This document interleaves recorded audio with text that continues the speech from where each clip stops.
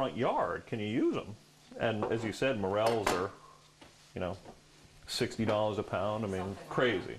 Now, why are they in the water? These, because as you'll see, I don't know if you can get a close-up of them. Tell me when you got a close-up of them. Yeah, right. But lots of membranes. You can see all the little openings, all the little pores. Lots of spots for dirt to get stuck. So I just like to open them up, especially if you saw they were closed together like this. Even in that big cavity right there, you'll find a fair amount of dirt. And steeping mushrooms, soaking mushrooms in water isn't bad. They don't absorb a whole lot of water, especially since we're going right into our pan with them. So this guy from Sudbury had morels growing up in his front yard, and he asked me if I could use them. I said sure. But obviously, he knew an experienced forager that he went and spoke to before anything. Never eat a mushroom that you think is something before you have an expert tell you what it is or isn't. Because there's mushrooms that look like morels, but they can kill you, as opposed to taste really good in a turkey dish. So we've got our fresh mushrooms, we've got our turkey cutlets, and we're going to make a little fried turkey cutlet. We've got our matzo meal. There we go. I'm going to get my stuff ready for my sauce before I like to get all my mise en place done before I start getting my hands dirty with some fresh poultry.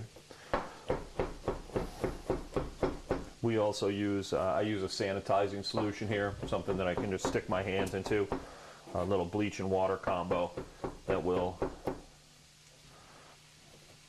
kill all the bacteria.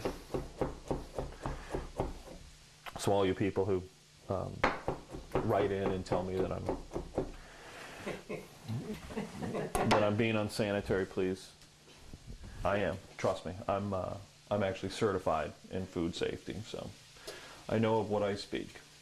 And do all restaurateurs have to be certified? There has to be, as of I think about 3 or 4 years ago, there has to be at least one person who's Serve Safe certified. There's 4 of us at the restaurant right now, so there's always at least one person. Yep.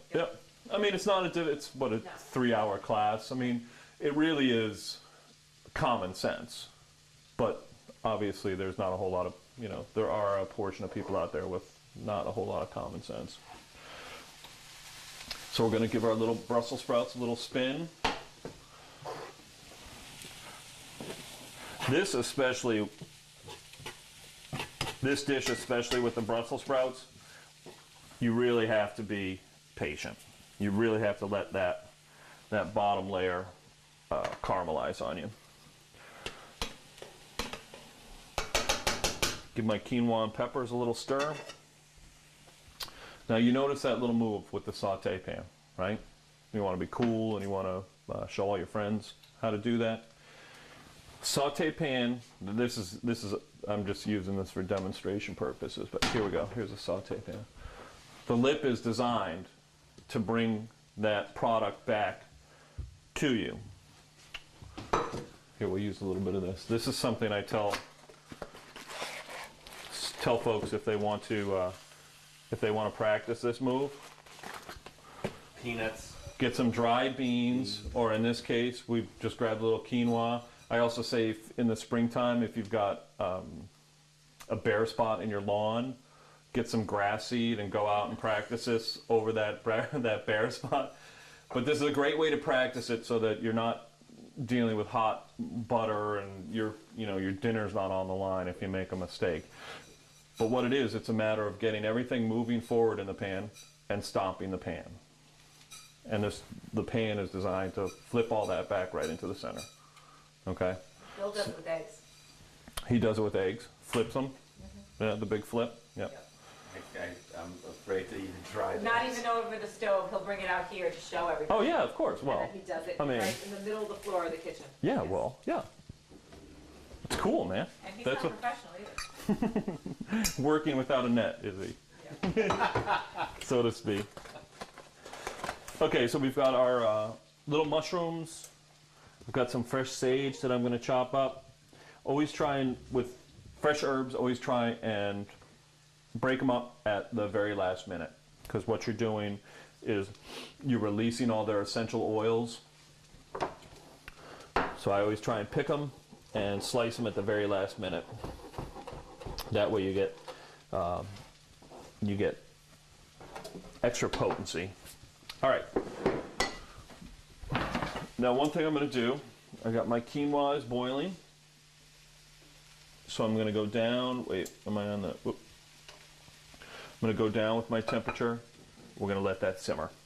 All right. What I'm going to do, maybe I can change this position here, Bob, so you can see this better. There we go. We'll move our quinoa back there. We'll get our pan here for our turkey cutlets.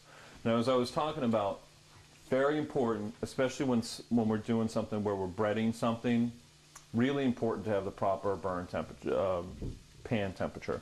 Because I'm sure you've all done it before, where you've breaded something, you put it into a pan that's too cold, and you don't get the crisp. Put it into a pan that's too hot, and the coating burns before the interior is done. All right. One way to do that, and in this case we've got a small pan. I've got a number of turkey cutlets. So what I'm going to do is I'm going to put them, actually fry them, and then put them on a sheet pan and warm them in the oven. So that'll finish the cooking process. So you're gonna have to cook them in the oven, like in a 350 kind of oven. Yeah, it's not absolutely necessary, but that's one way to make sure that you've got your nice brown coating, and to make sure that everything's cooked through on the center. I mean, obviously, it can be done in a saute pan by itself, but Those look delicious. they smell good too. You ready? We filming? Oh, okay, great. Thanks for telling me. Normally Bob does something like this, but you know, we're just going for it today. Okay. So you can smell these. These smell great. You're starting to see a little bit of that browning down the bottom. Okay. Clean up everything off the edges that I've made, mess I've made. Okay. So we were talking about pan temperature, very important.